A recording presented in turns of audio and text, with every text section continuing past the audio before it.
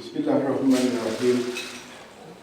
Before I begin today's briefing, I would like to reiterate what Australian Prime Minister Tony Abbott said this morning. The international cooperation underway in the search for MH370 is nothing short of tremendous. The militaries of Malaysia, Australia, the United States, New Zealand, China, Japan and Korea are all working hand in glove to find the missing plane. I should also like to point out that Indonesia has given clearance for 94 sorties by aircraft from 9 different countries to fly in their airspace as part of the search. As Prime Minister Abbott said, it is heartening to see so many different countries working together for a humanitarian cause to resolve this extraordinary mystery and to bring closure for the families on those involved. This morning, the Prime Minister spoke with Australian Prime Minister Tony Abbott.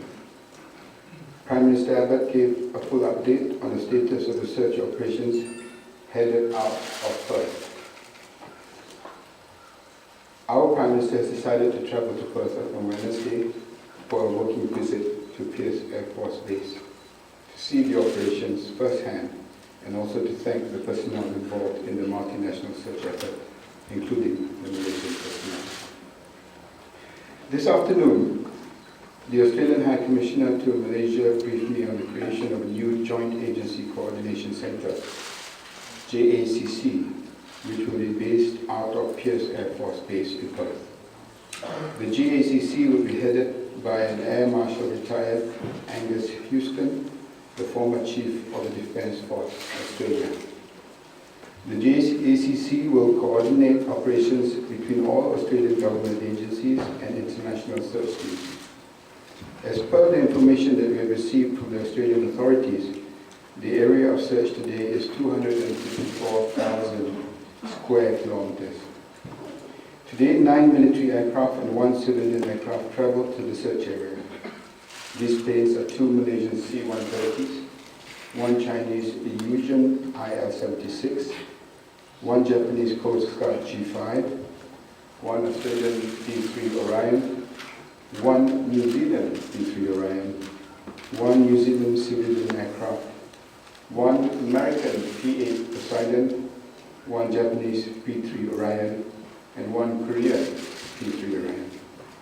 Today, 11 ships were also deployed to the search area, and there are 8 Chinese ships, the Shuilong, the Kunlun San, the Haikou, the Chao Kang Tui, the Jingga Kang San, the Hai Shin, the Dong Hai Ju, and the Nan Hai Ju.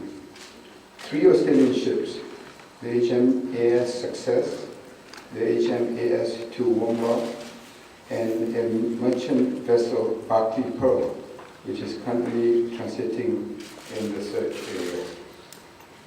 The Malaysian ship, the KDQ, is expected to arrive in the search area on the 3rd of April.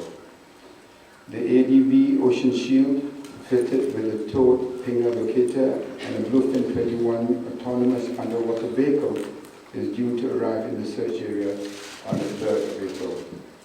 In terms of sightings of potential objects, on Saturday, 5 objects were retrieved by HMAS Success and the Haisun.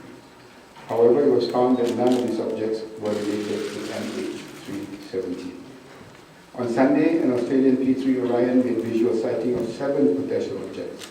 A Korean P-3 Orion also made visuals of 3 potential objects. The Chinese ship, the Haisun, was tasked on Monday to retrieve these potential objects.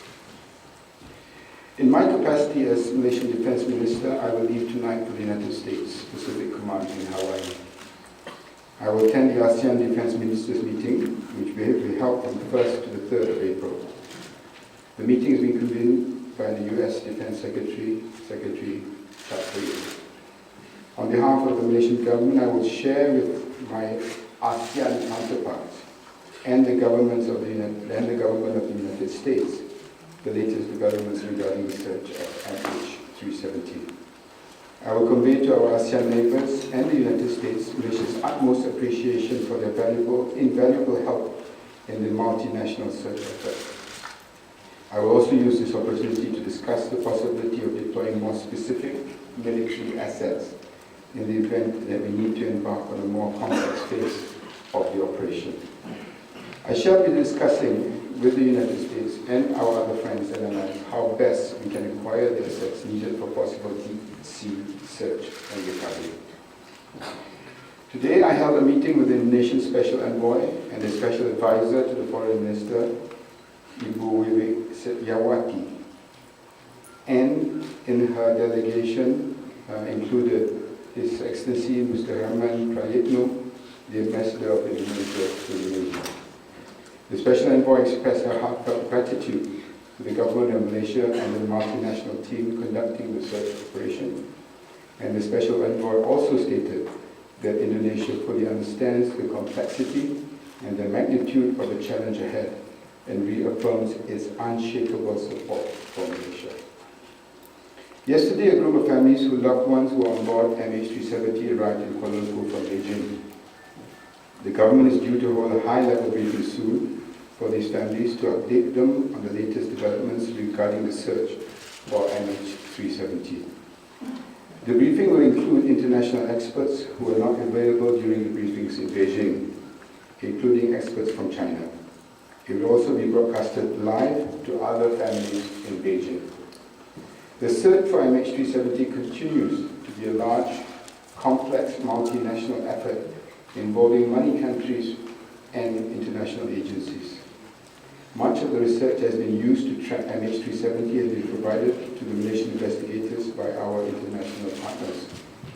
This research is extremely complicated, involving teams of highly specialized experts, many of whom are based in different countries around the world. The briefing will provide an opportunity for the families to hear directly from some of these experts. The experts will be able to explain the research, the data, and the methodology that has informed the search operations. Ladies and gentlemen, we understand that it has been a difficult time for all the families, and we appreciate that many families want to see physical evidence before they will accept that MH370 ended in the South Indian Ocean. We find ourselves in a difficult position, and I repeat the question that the families peacefully want answered is the question we simply do not have the answer to, namely where their loved ones are and where is MH370.